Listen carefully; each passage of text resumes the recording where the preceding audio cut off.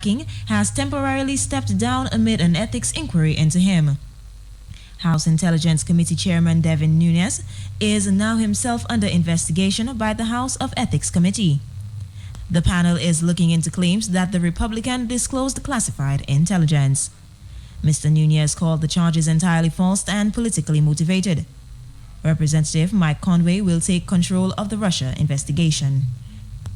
And that concludes your lunchtime news update, brought to you compliments Discover Dominica Authority. I'm Linda Martin. Do join us again at 4 for the Prime Evening News Update. Good afternoon. When tourists visit Dominica, they create jobs and build our economy. Tourists pay taxes, taxi fares, hotel and restaurant bills, and service fees. They buy souvenirs and eat local foods. The US and euros they spend help us to pay for what we need from other countries. They help feed our families and send our children to school. Good day and welcome to Dominica. The tourist dollar builds schools and roads and pays for our health care, welfare and education. Tourism takes care of everyone, so it's everybody's business. So remember, our tourists are not just strangers, they are partners in our development. This ad is brought to you compliments the OAS and Discover Dominica Authority.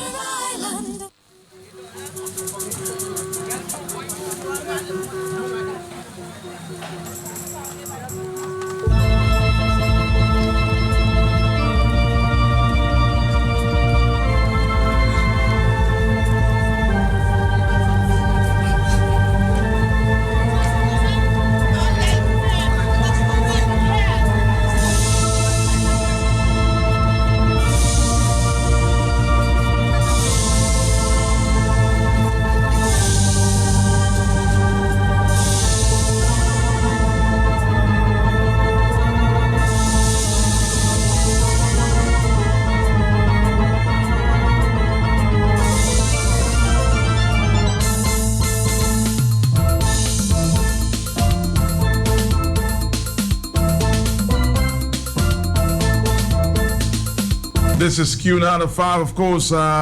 Usually around that time, we meet to talk about the events of the day. We're trying to find out what's going on in the courts or whatever is going on in the courts.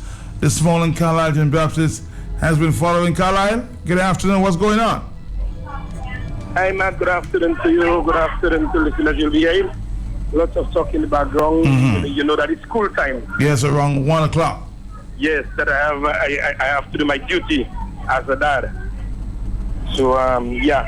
So, Carlisle, but what's been happening in the course? I know you've been following for a few hours. There was some, they asked, the judge asked for some deliberation, not yet? Well, the trial of causing death by dangerous driving involving Antonio Charlie Matthew will end today.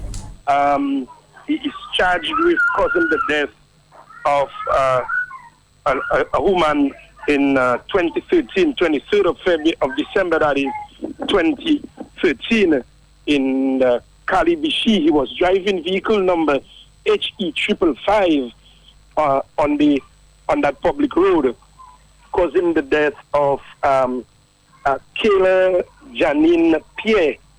And the prosecution is alleging that the vehicle that he was driving, a Toyota vehicle, he drove it in a dangerous manner. Or was it a bus? Yes, a bus, a Toyota bus. And Shema Dairample is representing the state in that matter. And in addressing the jury, she told the jury that it is not an accident as to what happened. And she asked the jury, don't be sympathetic to the family and for the deceased. And she said that there are 5 bits of evidence which the prosecution has to put forward and has proven its case based on that.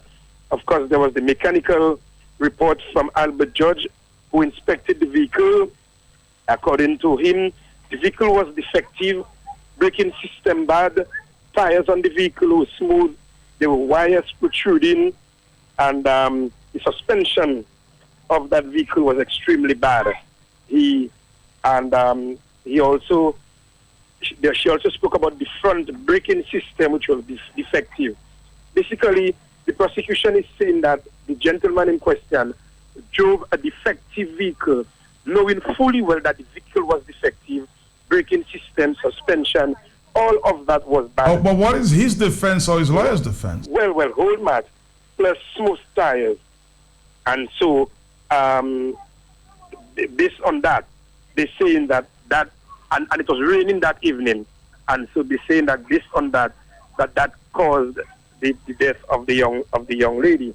However, on the other hand, the prosecution, the defense is saying that, in fact, if I go to the defense, because he gave an unsworn statement from the prisoner's dock, and he's saying that it was a sudden thing that happened.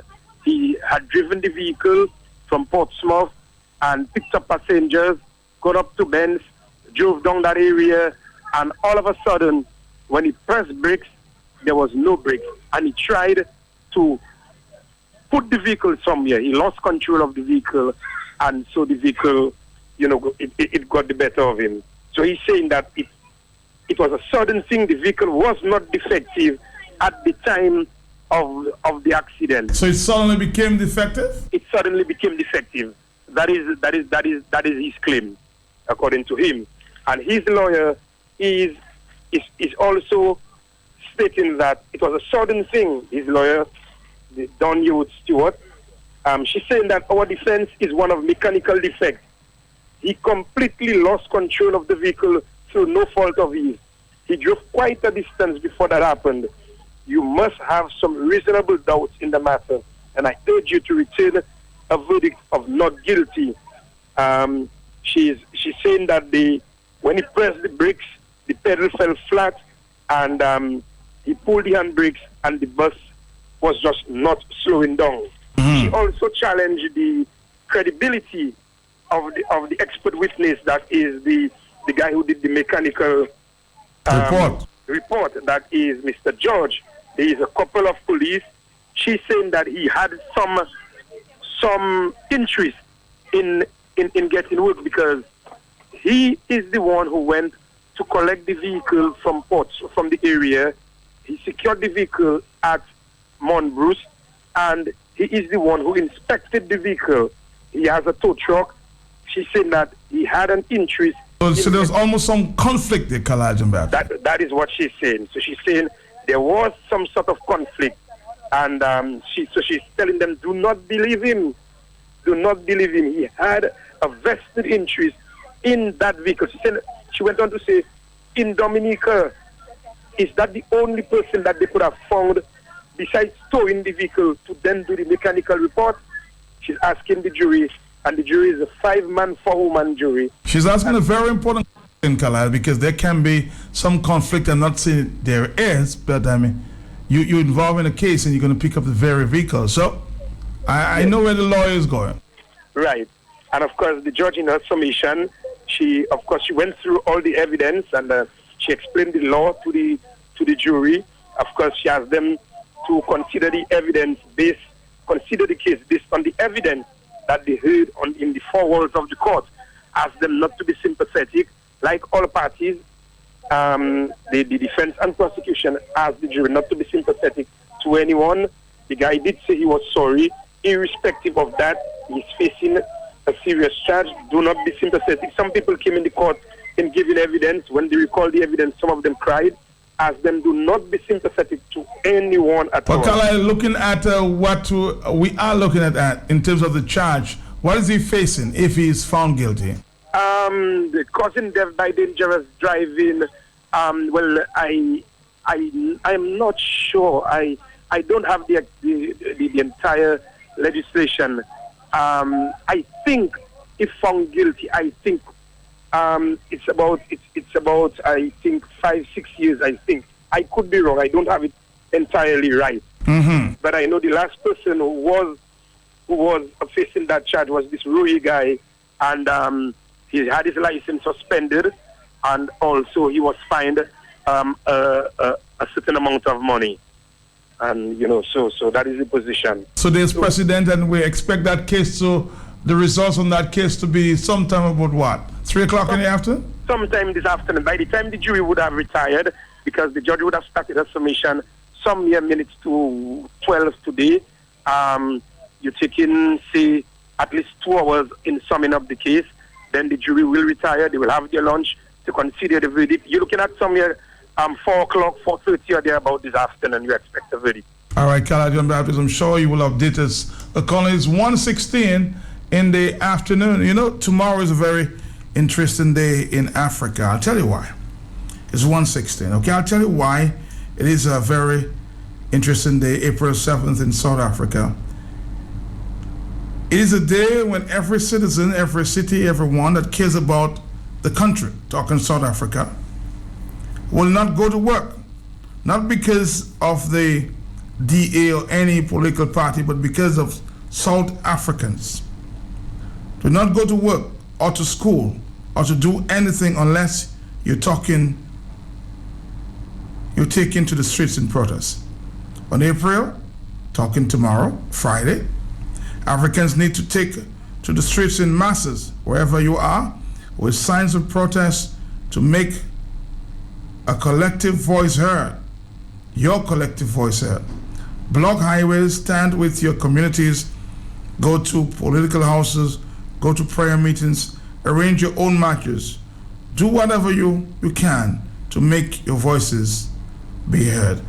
I will no longer be supporting corruption and the evil that has plagued our beautiful country. I'll be joining a nationwide shutdown. All right, that's the message from South Africa. So listen very carefully to your radios, your televisions.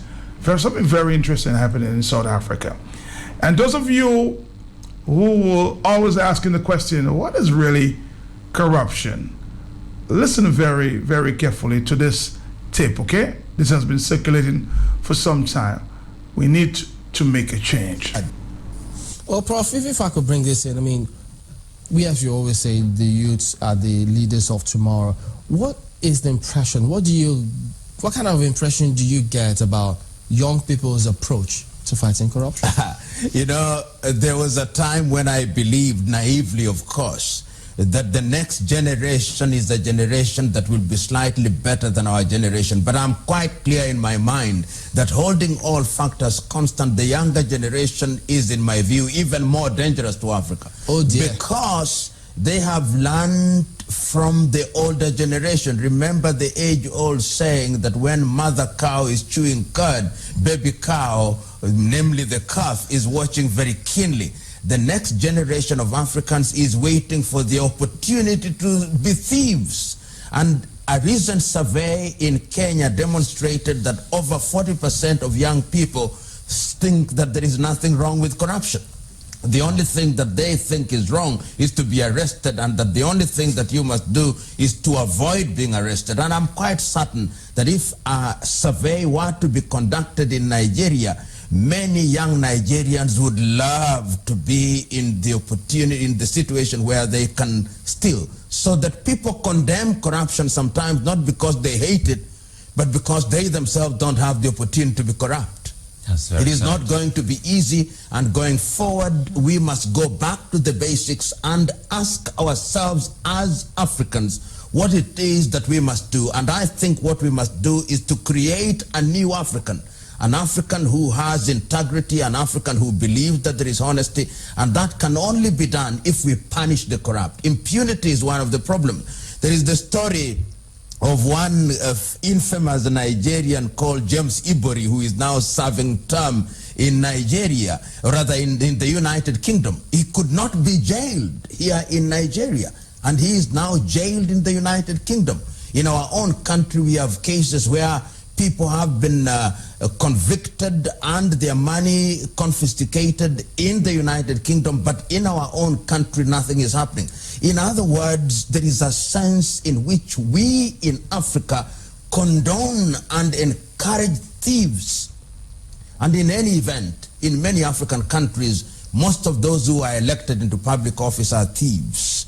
And once you elect thieves into public office, then you can rest assured that nothing will happen when they occupy public office. You're talking about rebirth here for Africa, because that seemed as if we have to go back to the basics. Once upon a time, people don't have thieves within hamlets, communities, villages, and those who steal are ostracized. But today, I think it seemed that those who pilfer the nation's wealth are extolled and taken to some other good places. How can these new breed of Africans be grown, since now they're watching the mother cow chew its cord?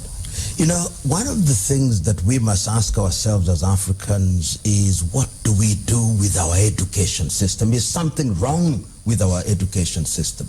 Is something wrong with our value system? And we must go back to the basics. I remember a country, then a little country like Hong Kong, had a major problem with corruption. A decision was made by the political leadership that we had to clean up the system. And cleaning up the system meant looking at the electoral process. It meant looking at the education system. It meant looking at all the values of the society and re-engineering those. And once you're engineering those, then you create an environment where a new Nigerian who is honest and votary of integrity will emerge. A new Ghanaian, a new Kenyan, a new Zambian. It must be a question of going back to the basics, because in our societies, we still respect people who work hard. If today, for example, somebody was a goat thief in rural Nigeria, he or she would not be respected. But the thief who is stealing billions from the Federal Reserve in Abuja is respected. In other words, if we steal money from national government, that is not condemned. But if we steal somebody's goat, we condemn that. We must, in the nature of things, make sure that the things of the 21st century and the things that we relate with our traditional lives are equated, and that a thief is a thief irrespective of what he or she steals. How does the media come in here? The media sometimes is complicit. There is a sense in which African media sometimes celebrates thieves. Sometimes it's deliberately, sometimes it is unwittingly. My own view is that the media has a duty to give the oxygen of publicity to men and women who say the right things. A program such as this is a useful program because it gives me the opportunity to highlight some of the things that I think are critical in the fight against corruption. But the tragedy in many African countries is that these thieves own the media, some of them. And when they own the media, they set the agenda. So the question is, how do we ensure that the media enjoys sufficient freedom so that they are not engaged in self-censorship? I'm very happy. In the last few days that I've been in Nigeria, I have seen the media is vibrant. The media is bringing out some of the things that are at the very heart of the Nigerian nation. And I believe going forward, whether it is the print media or the electronic media, they must be used to good effect to ensure that those who engage in activities that are inimical to the country are exposed and remain exposed. The only thing is that the shelf life of exposure sometimes is too short. We mention about the thief for one day and they know that our memories are short and selective, and then we forget about it. And the next thing you hear is that they have received a national honor, or that they are chiefs. Very, very, very instructive, huh? Program from Nigeria there. Do we get a better understanding of what corruption is really about? In a nutshell, we jail the local man, but we leave the big people alone. At 125, hello. First, Pelty, I know all about corruption, but my little contribution now is not about corruption. That is for your edification and the edification of Carlisle John Baptist, and also the edification of all the dangerous drivers we have in this country, particularly bus drivers. Mm-hmm. I am going to read the Vehicles and Road Traffic Act of 1993, Section 51(1), Act 17. Very briefly, any person who causes the death of another person by the driving of a motor vehicle on a road recklessly. Well, I'll tell you why I wouldn't allow you to go there today, because the case is still before the judge and I don't want any prejudice at this time. So this time, I will not allow you to comment and sort of, prejudice the case now before the judge, before you say anything else. 126. I have enough experience to tell you where you are going with this one. 126, hello. Yes, Matt. Yes. That is why we must really go back to the basics by cleaning up the system we have there with them rogues and vagabond we have inside of ministry there that come inside there in wolf clothing. And who they know they have government upside it down. We must go back to the days of Mr. E.O. Leblanc, when he wouldn't take a box or a pen or nothing from a business person in Dominica, because if and this professor was basically saying in that program, for young people it's okay once you don't catch them. But the adults too, Matt. Once you doesn't catch me, things are good, and we should not stop when we're speaking about Madwike and all them corrupted how you call them people scared have with all these dodgy diplomats there. We should go back all the time and speak about them. Not like what happened at the country there with Minister Tujusu talking his nonsense here because close to a rum shop in. You getting personal with the guy. Let's take a phone call. Hello. Good afternoon, Matt. To you. Are you listening to what's going on? That is why they will never like you 95. Because they have their own agenda with Kyrie and DBS. I hope they could listen to that. And they will thank you. Very, very instructive here from this professor from Africa. Hello, talk to me. I'll play you a little bit again. Hello. Good afternoon, my brother. Good afternoon, man. It is indeed a good afternoon, because I say you have enlightened everyone who is in tune to Q95 by whatever means, my brother. Because you see, this takes on a different light. When we continue to speak about how bad corruption is for a country, some people believe, it is partisan politics and it is this and that. When we speak about the need for us to go back to when right is right, and wrong is wrong. They say, it's partisan this. When we go back, we say go back to the basics. When you speak something, speak the truth. Do not come and lie to the people knowingly. And then today, all of these things are the norm. And when these people that are committing all these crimes, when they come and you hear they're being called all kinds of names, sir, honorable, doctor, and on and on and on. Matt, let me end by saying it was very enlightening to hear the professor speak to the media.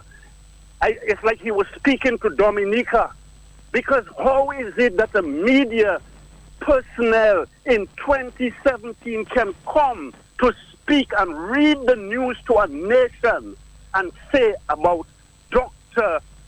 such and such a person when this person has... And you know what you're doing is wrong. You know it to be wrong. My brother, I thank you for playing this thing. And I'm going to play it again, Professor talking in the media in Nigeria there. Those who missed it, please listen very attentively. All right? Listen very, very, very attentively.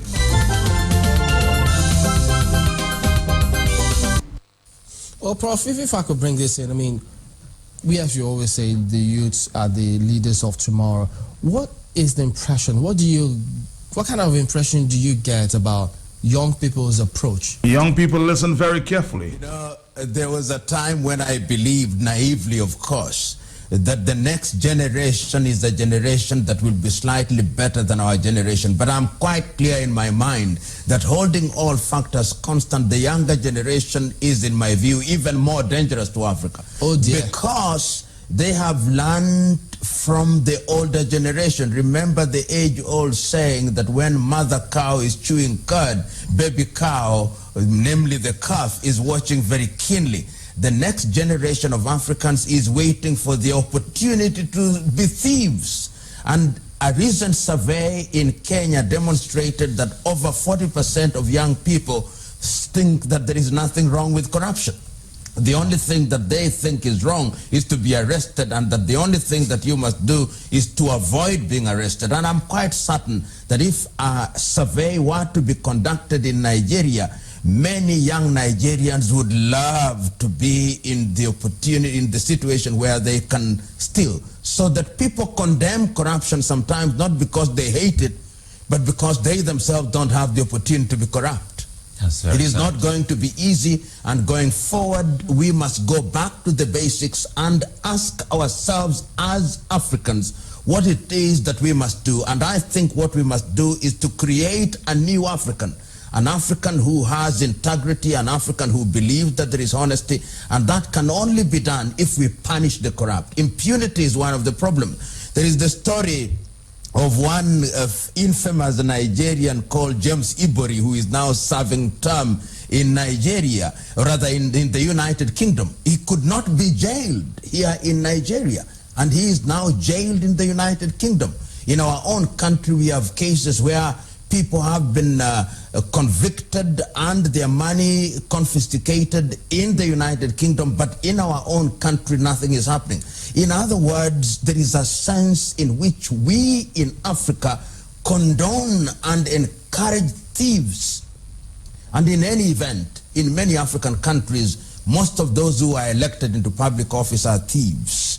And once you elect thieves into public office, then you can rest assured that nothing will happen when they occupy public office. You're talking about rebirth here for Africa, because that seemed as if we have to go back to the basics. Once upon a time, people don't have thieves within hamlets, communities, villages, and those who steal are ostracized. But today, I think it seemed that those who pilfer the nation's wealth are extolled and taken to some other good places. How can these new breed of Africans be grown, since now they're watching the mother cow chew its cord? You know, one of the things that we must ask ourselves as Africans is, what do we do with our education system? Is something wrong with our education system? Is something wrong with our value system? And we must go back to the basics. I remember a country, then a little country like Hong Kong, had a major problem with corruption. A decision was made by the political leadership that we had to clean up the system. And cleaning up the system meant looking at the electoral process. It meant looking at the education system. It meant looking at all the values of the society and re-engineering those. And once you're engineering those, then you create an environment where a new Nigerian who is honest and votary of integrity will emerge. A new Ghanaian, a new Kenyan, a new Zambian. It must be a question of going back to the basics, because in our societies, we still respect people who work hard. If today, for example, somebody was a goat thief in rural Nigeria, he or she would not be respected. But the thief who is stealing billions from the Federal Reserve in Abuja is respected. In other words, if we steal money from national government, that is not condemned. But if we steal somebody's goat, we condemn that. We must, in the nature of things, make sure that the things of the 21st century and the things that we relate with our traditional lives are equated, and that a thief is a thief irrespective of what he or she steals. How does the media come in here? The media sometimes is complicit. There is a sense in which African media sometimes celebrates thieves. Sometimes it's deliberately, sometimes it is unwittingly. My own view is that the media has a duty to give the oxygen of publicity to men and women who say the right things. A program such as this is a useful program because it gives me the opportunity to highlight some of the things that I think are critical in the fight against corruption. But the tragedy in many African countries is that these thieves own the media, some of them. And when they own the media, they set the agenda. So the question is, how do we ensure that the media enjoys sufficient freedom so that they are not engaged in self-censorship? I'm very happy. In the last few days that I've been in Nigeria, I have seen the media is vibrant. The media is bringing out some of the things that are at the very heart of the Nigerian nation. And I believe going forward, whether it is the print media or the electronic media, they must be used to good effect to ensure that those who engage in activities that are inimical to the country are exposed and remain exposed. The only thing is that the shelf life of exposure sometimes is too short. We mention about the thief for one day and they know that our memories are short and selective, and then we forget about it. And the next thing you hear is that they have received a national honor, Professor, or that they are chiefs. Can you tell us about your experience with the law? I mean, you have talked about how impunity must be stopped and those who are found to be corrupt must be brought to justice. But how easy is that in Africa from your experience? Not very easy, because there was a time when I believed that the judiciary would be the last bastion in the fight against corruption. But the corrupt have a way of ensuring that they corrupt the entire system. I remember at one time when I was the director of the Anti-Corruption Authority, one government minister told me, "Take me to court, you are wasting my time, and in any event I'm going to corrupt the judges." I do not know whether he did, but he was acquitted. And you can then rest assured that when you have a judiciary which in itself has been compromised, then the fight against corruption does not become as easy as it should. It is therefore critical that all arms of the government must be reading from the same page. I've said this controversially at one time, that in the fight against corruption there must be a conspiracy of institutions. My brother, this interview moves me a lot, because it speaks a lot of our society right here in Dominica. My telephones are going crazy. Hello, 138. Matt, good afternoon, and good afternoon to your listeners. Yes, sir. Matt, you know you are a very, very powerful, influential person in Dominica. You know, I'm not sure if you're aware of it. Some people tell me that. You could not have played a better clipping than this. And Matt, I just want to take this opportunity very quickly to salute all the patriots of Dominica. Matt, we heard Mr. Frederick Barron this morning. Matt, yes. These people, these individuals, Matt, we have place for them in our politics and our governance. Matt, of course, you have persons like Sister Shirley. I think she was instrumental in getting this video out there. Persons like Michael Coppell, Loftus, Hendricks, Matt, all the patriots, Gertrude Abraham, all the patriots, Matt, I can't name them, but Matt, I want to salute them. Matt, what I want to say, based on this clipping that you have just played, I want the Caribbean islands, our neighbors, to pay close attention to what is happening in Dominica. Because, Matt, this dose of corruption that we have in... So it rings a similar bell, you're saying?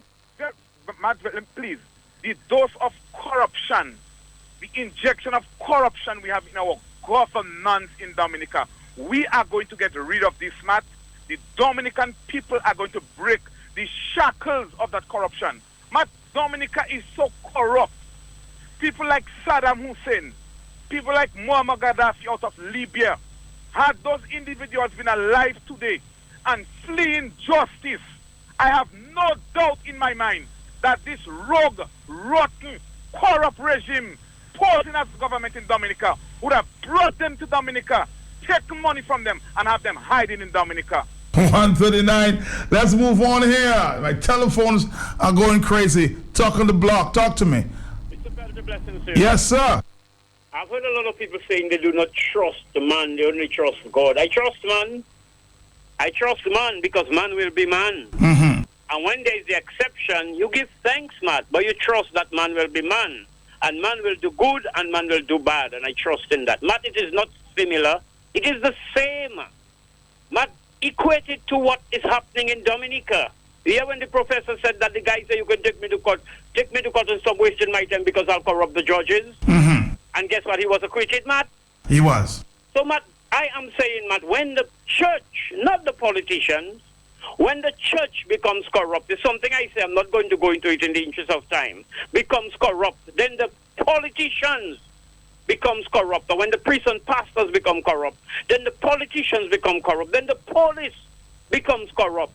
then those who are charged with the responsibility of morality and everything. You know what I find amazing in Dominica, Blessings? The people I think should know better remains very quiet. Have you heard me said that several times? Yes, you have. Yeah, and it is sad, and I give thanks to you according to the brother who told you, Matt. Apart from your influential ways, Matt, be careful. Be careful, Matt. I want you to be careful. You say a man like me, I don't care. But I think you have a lot of people that care. I am not saying there are not people who loves me and care about me, but I really don't care. And Matt, really and truly, my brother, I want you to be careful because you have done a lot to enlighten a people who seems to be fast asleep at the wheel. And Matt, trust me, it's the same old corruption. Could it be in closing, Matt? Mm-hmm. The Africans have been so brutally abused, Matt. Could it be that they're immune to being on a humanitarian scale to each other, Matt? Could it be they watch every other race to be their Lord and Savior, and when they see each other is to be abusive and brutal and criminal and corrupt to them, Matt? I wonder. Thank you, sir. I wonder too. It's 1:42. We continue to talk. Hello. Hello, good afternoon, Matt. Yes, sir.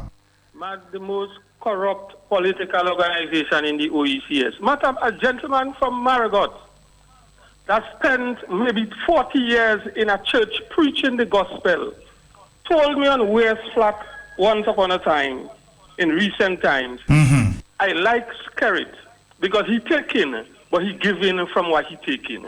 You understand me? Now, who is Roosevelt Skerrit? Roosevelt Skerrit entered public office some 17 years ago, and the most he owned, his worldly possession, was a bag of clothes, Matt. Matt, you remember when Roosy was hunting down for a used car for him? Today, every laborer admitting that the guy has plenty money. Where did he get that money? His father did never escape and die and leave it for him.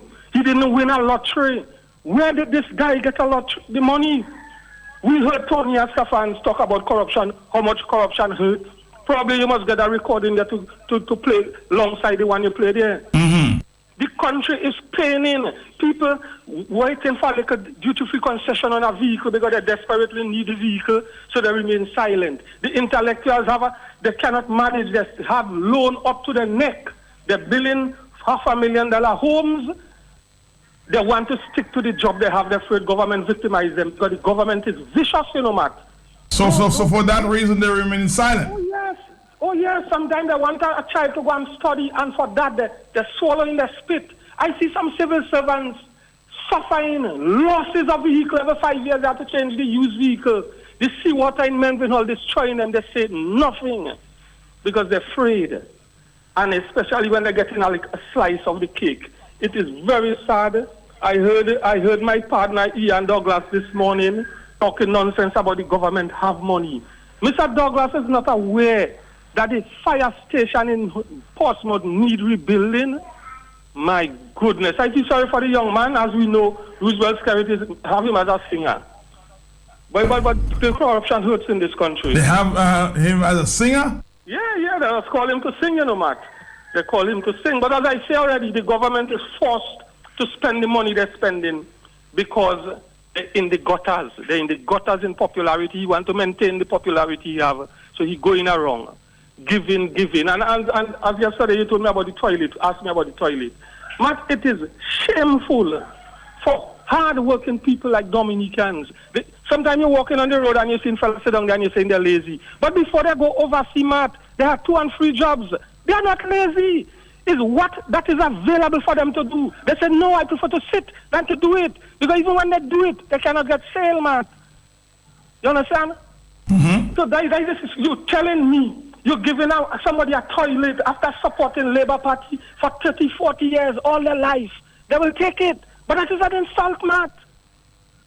If somebody didn't know me and come and ask me if I want a toilet, I would spit in their face. It's an insult, Matt.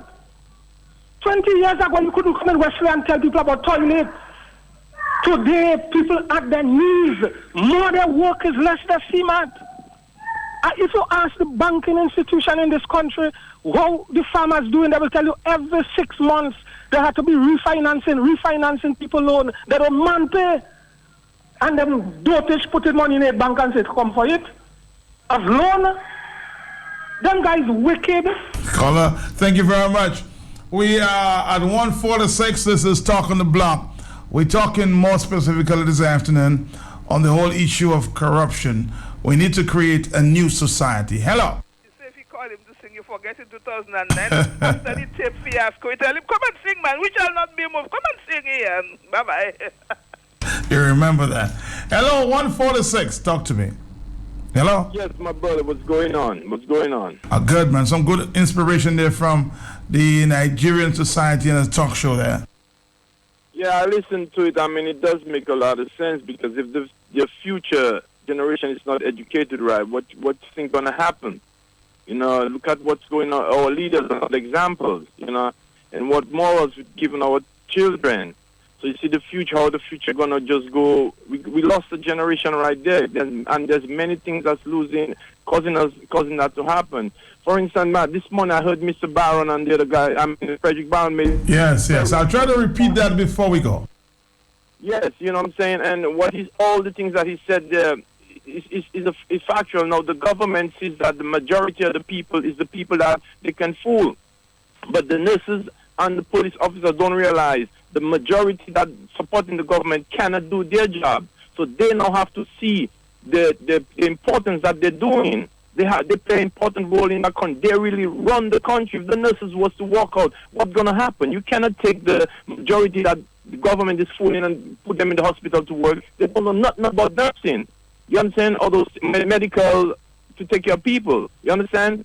So the nurses, the police officers, and the civil servant, they have to see their importance on island. They really have the country, but they just have to come together as one. All right, caller, thank you very much.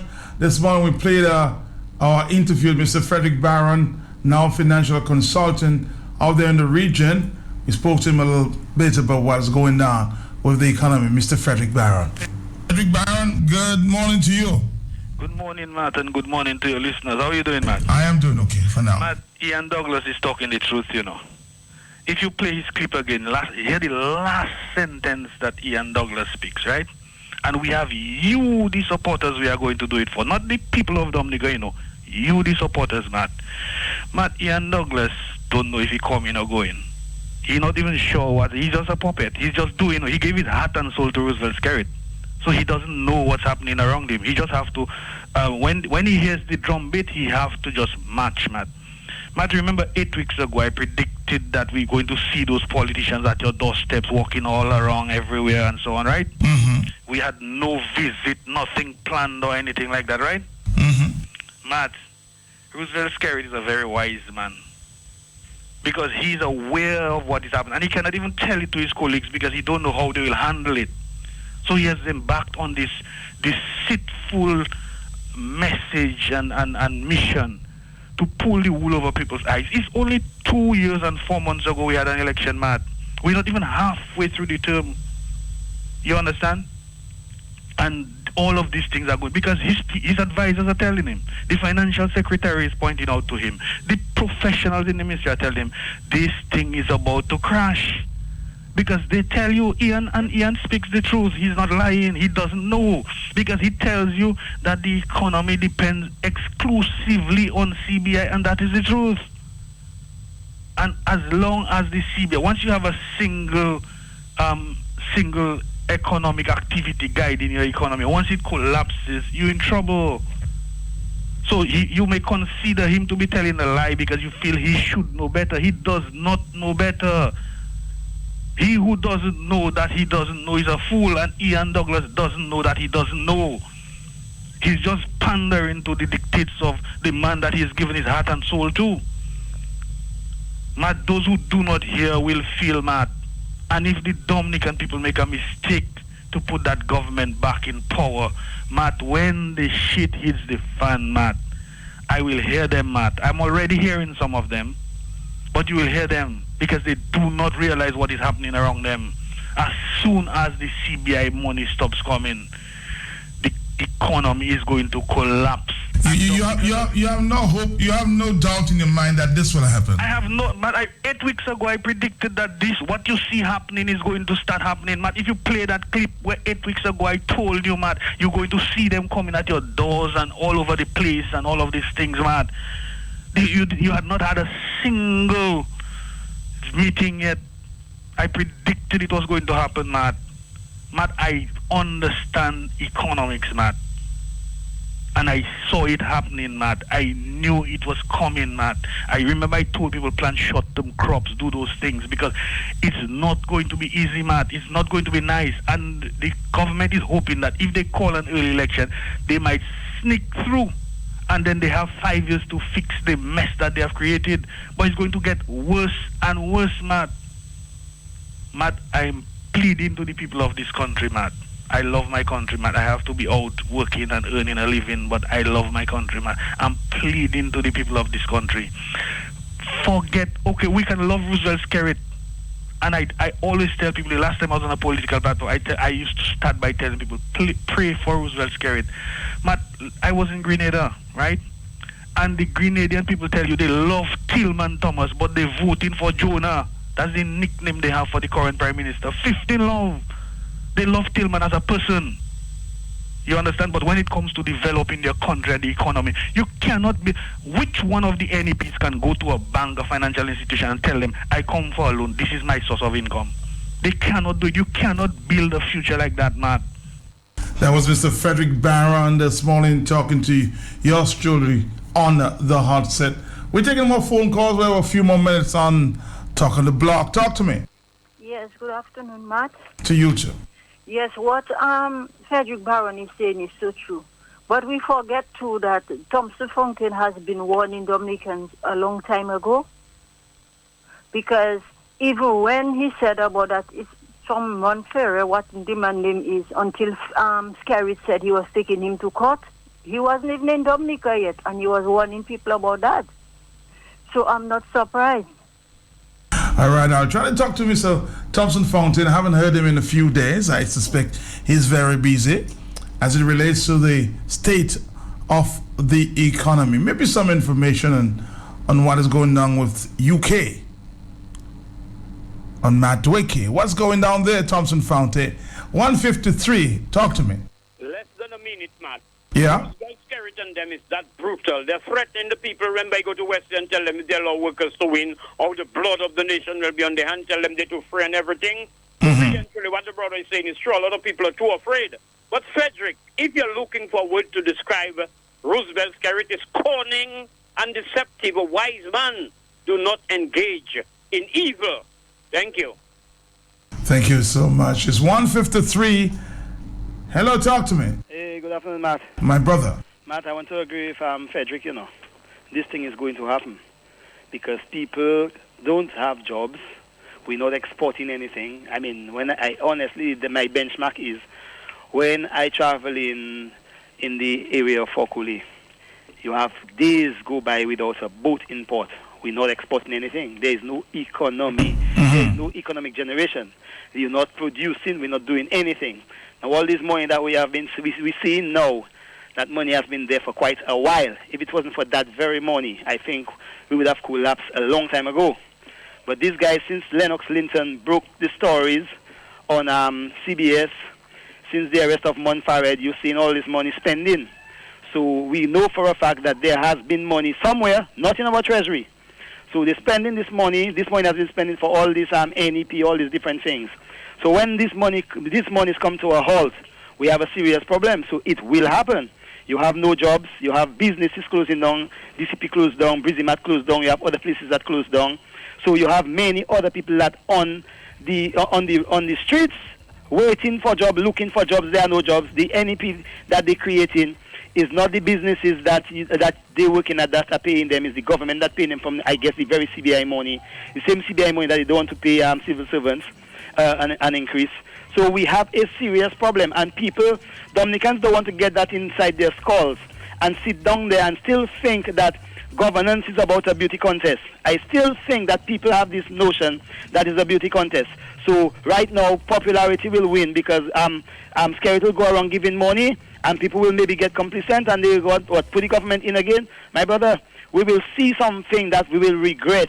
And I don't even think, when we reach that point and we regret, I don't even think we can do anything about it because you run in a country where the economy is bad. You run in a country where there is no jobs. You're not creating any jobs. You are in a country where the police will be selective in their duties. When you have that kind of country, you're running a failed state, my brother. And honestly, the people refuse to say it, but we are running a failed state already. It was Buple who left us with this one. I'm going to wrap it up. We miss you, Buple. We miss you. Yeah, Dominica, flying to nowhere. Mr. Frederick Barron, the economist and financial consultant, says it's coming. Tighten up. Signal the tower, the plane losing power. The captain don't care if it crash, he won't be there.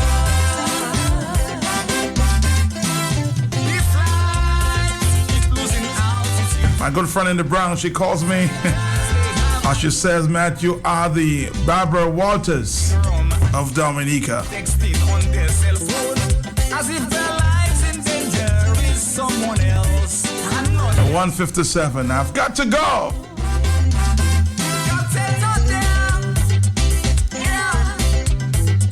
I kept saying, without you, there is no me in the afternoon or in the morning or anytime. It's because of you I do what I do.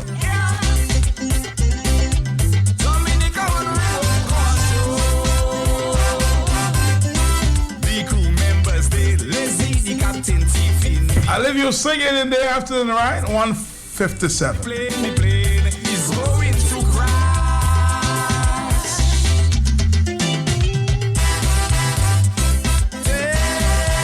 I know you're singing. Enjoy until tomorrow, Friday, April 7th. By the weather report, rain flood the airport. It matched the country up, the captain, he not there. Hey, birthday greetings And take some to Mrs. Nora Gordon, constant fan of Q95 in the afternoon. Concord, good afternoon. business class, they can stand the pressure. First class passengers singing for their supper. Well, lawyers selling passports with the captain's support. The airline is a rocket, Air Dominica on the black market. The captain not there, yeah. Dominica on remote control. Captain never there, yeah. My friends in St. Thomas, how you doing? Your sister says hi. You know when I say sister, you know who I'm talking about, right? They siphon in the gas and the passengers can't see. The plane, Always locked in and always, of course, suggesting concern about what's going down in this country. You know what sister I'm talking about, right? Do I call her name? 159. flight of terror, brutal crimes and murders. A passenger smashed a woman with a cylinder. Mysterious killings, money's disappearing. Suicide hanging.